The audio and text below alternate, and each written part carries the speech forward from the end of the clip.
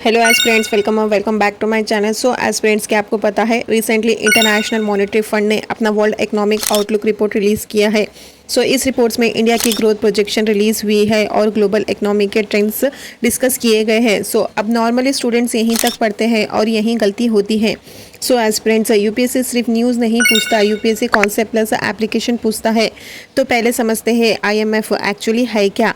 सो aspirants, international monetary fund एक global organisation है जो कंट्रीज को फाइनेंशियल स्टेबिलिटी मेंटेन करने में हेल्प करता है। सो सिंपल लैंग्वेज में समझते हैं, अगर किसी कंट्री को इकोनॉमिक क्राइसिस हो, फॉरेक्स रिजर्व कम हो जाए और बैलेंस ऑफ पेमेंट प्रॉब्लम हो जाए, तब आईएमएफ लोन देता है, बट लोन फ्री में नहीं मिलता। सो कंडीशंस होती है, इसको हम बोलते हैं कंडीशनल लेंडिंग। सो ये लाइन याद रखना, IMF is equals to financial stability plus conditional loan. So aspirants, ये डायरेक्ट प्रीलिम्स में आ सकता है। सो अब देखते हैं यूपीएससी ने कैसे पूछा है। सो यूपीएससी ने पहले भी आईएमएफ से रिलेटेड क्वेश्चंस पूछे हैं, मोस्टली फोकस होते हैं फंक्शंस पे, रिपोर्ट्स पे, मेंबर्स पे। तो इसका मतलब क्या है?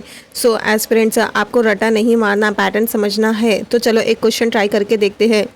So which of the following functions are functions of IMF? So the first option is providing loans to countries, promoting international trade or maintaining exchange rate stability. So aspirants, pause करके try करो। So the correct answer is 193। तो इसका मतलब ये है कि trade promote करना mainly World Trade Organization का काम है। सो आईएमएफ का फोकस है मॉनेटरी स्टेबिलिटी। सो अब मान लो मेंस में क्वेश्चन आता है, discuss the role of IMF in global economic stability.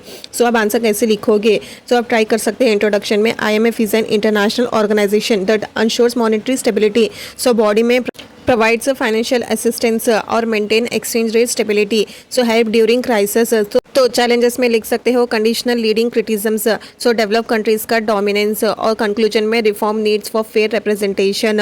So aspirants, बस 6 to 7 पॉइंट्स और आपका आंसर रेडी। सो इस टॉपिक को आप लिंक भी कर सकते हो with the World Bank, World Trade Organization. UPSC loves interlinking. तो आज हमने एक सिंपल न्यूज़ को कन्वर्ट किया है prelims MCQs, mains answer and concept clarity. So अगर आपको ऐसे यूपीएससी फोकस करंट अफेयर चाहिए तो make sure to subscribe the channel. So next video में हम एक और इम्पॉर्टेंट टॉपिक डिकोड करेंगे।